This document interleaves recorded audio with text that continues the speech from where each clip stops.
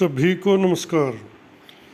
TGT English की भर्ती जो है ना 2015 बल्कि 2014 से मानो, क्योंकि पहले भी एडवर्टाइज हुई थी यहाँ, फिर यह 2015 में री एडवर्टाइज हुई, फिर यहाँ पर लगातार इस पर केस रहे, सब ने पता है उस कहानी का। अभी पिछले मई में जो है ना इस पर फैसला आ गया डबल बेंच का, और इसमें आस हुई थी भाई पूरी हो जाएगी। उसके बाद बच्चे हुए इंटरव्यू वगैरह लेने में 4 महीने ला दिए एचएसएससी ने। हालांकि वो काम महीने 1.5 महीने का था सारा, लेकिन ये भी नहीं हुआ चाहो थे मेरे ख्याल कि इसमें स्टे हो जाए। अब वो रिजल्ट नहीं निकाल के दिया। हालांकि मेवात कैडर का आ गया था, उनकी ज्वाइनिंग नहीं थी।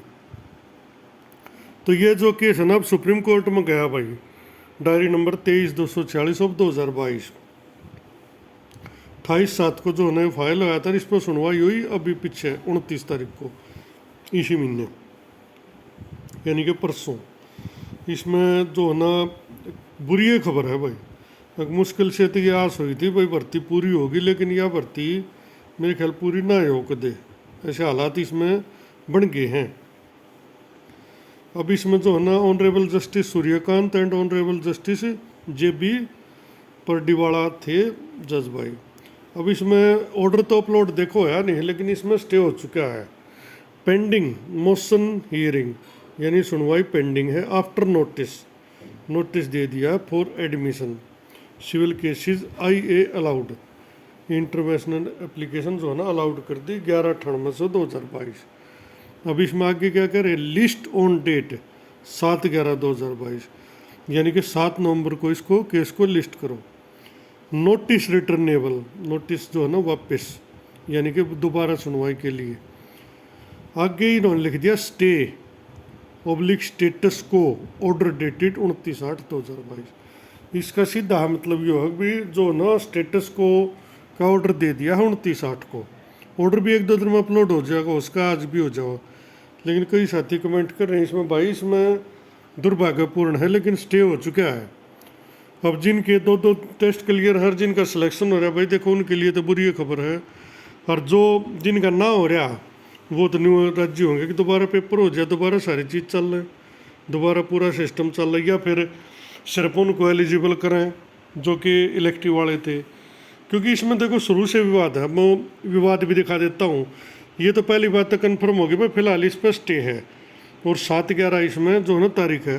अब इसकी एडवर्टाइजमेंट देख लेते हैं जी। ये इसकी एडवर्टाइजमेंट है, एडवर्टाइजमेंट नंबर 9/2015।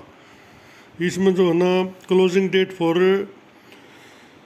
ऑनलाइन एप्लीकेशन थी 21 सितंबर 2015, फीस के लिए 24 थी। 1035 इसकी पोस्ट थी भाई, सब ने पता है इन बातों का। था अब इसमें हमने देख लेते हैं एलिजिबिलिटी क्या थी। एलिजिबिलिटी पर रोड़ा चल रहा सारा। नंबर 1 तो मैट्रिक हिंदी संस्कृत वो सब में वो है। अच्छा, certificate of having qualified state और school teacher state of respective subject for the post applied, यानी जिस पोस्ट के लिए अप्लाई करो उसी सब्जेक्ट का एस्टेट आपके पास होना चाहिए। Conducted by board of school education Haryana, ठीक है।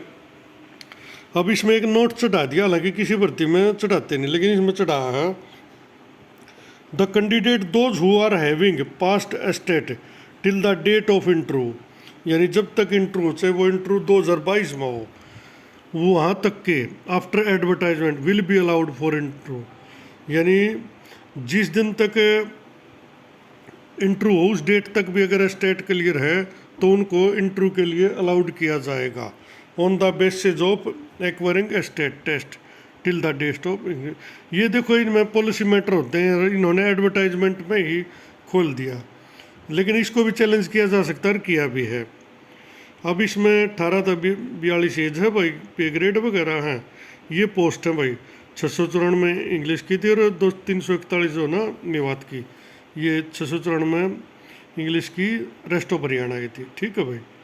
अब इसमें देखो क्वालिफिकेशन देख लेते हैं, यहीं से विवाद चला था इसमें, क्योंकि संस्कृत में भी क्वालिफिकेशन का रोड़ा था, इसमें भी क्वालिफिकेशन का था, और दोनों में वो पंगे नगेरने है उसमें, तब आचार्य ना करी, इसमें यो इलेक्टिव का रोड़ा कर दिया।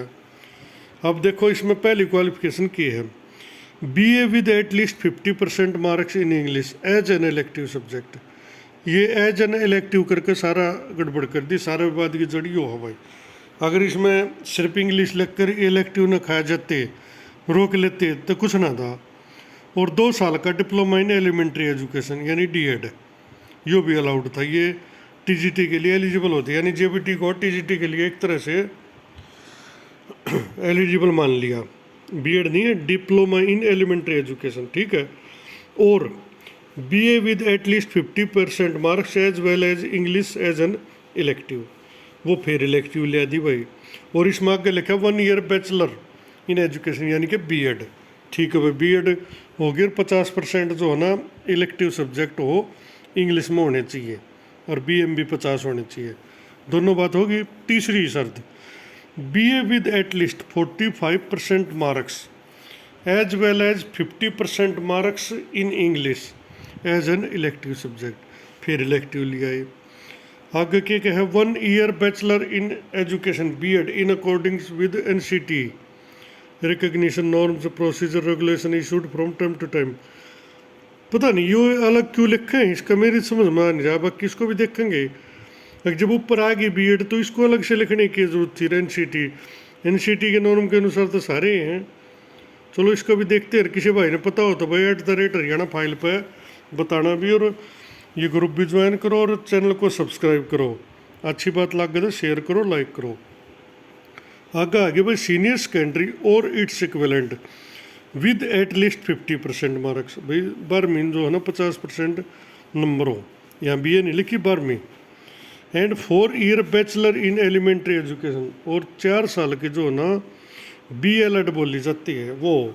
इसमें भाई किसी ने पता होता ये और बताना, BLED में सब्जेक्ट का भी चक्कर है क्या कुछ, या उसमें भी कौन सा सब्जेक्ट होना चाहिए, कुछ ऐसा है, कोई स्पेशलिस्ट हो या कोई कंडीशन हो। वैसे तो BLED हरियाणा में तो कम में मिलेंगे।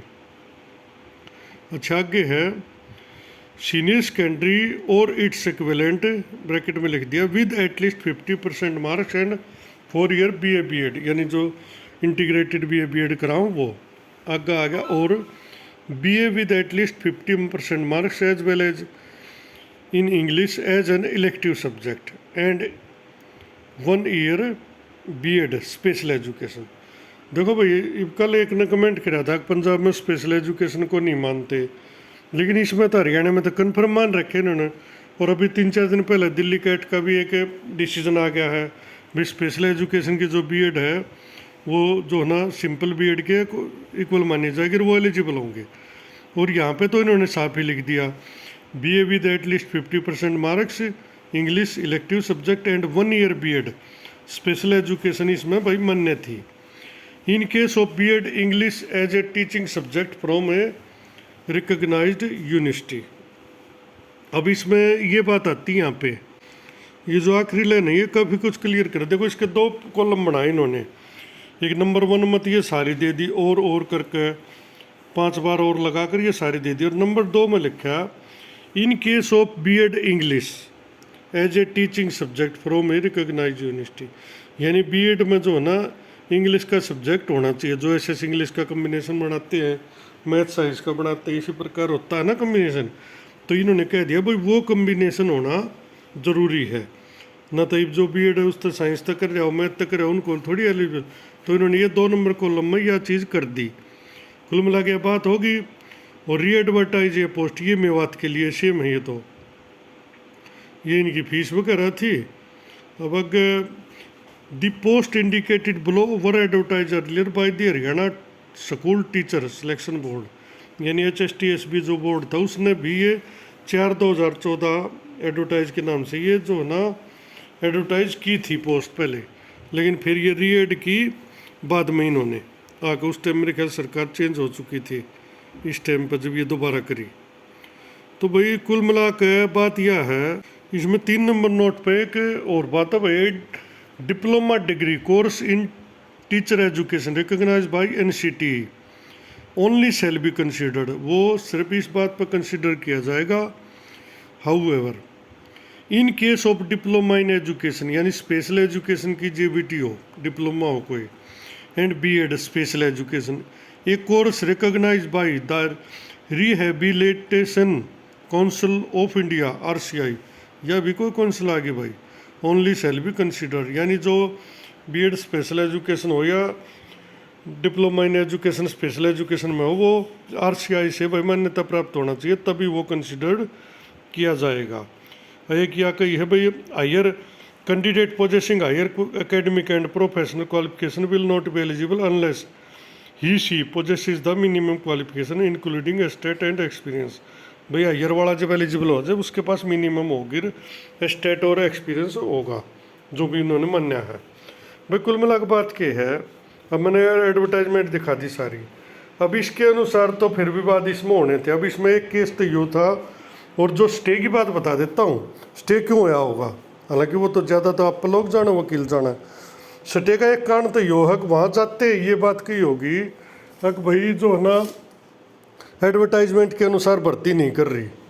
दूसरा जो टीजीटी इंग्लिश की कैविएट तो लगाई, लेकिन मेरे ख्याल से ये पहुँचे थे, इन्होंने अपना केस ढंग से रखा नहीं गया।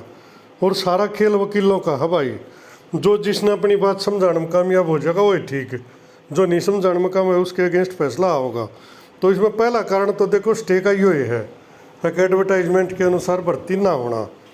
दूसरा स्टेट वाला भी उसका है कि भाई इन्होंने ये एसएस वगैरह के स्टेट वाले एलिजिबल क्यों करे, क्योंकि जो बच्चे पहले से इलेक्टिव इंग्लिश वगैरह के हैं या एडिशनल के हैं, ऑप्शनल के हैं, जो एलिजिबल माने गए हैं और जिनके पास स्टेट टीजीटी है उस इंग्लिश का है, तो वो थोड़ी कोशिश यह कर रहे हैं कि भाई ये बाहर निकल जाए बाकी वाले और थारी फाइट खत्म हो जाए, थारा सिलेक्शन हो जाए।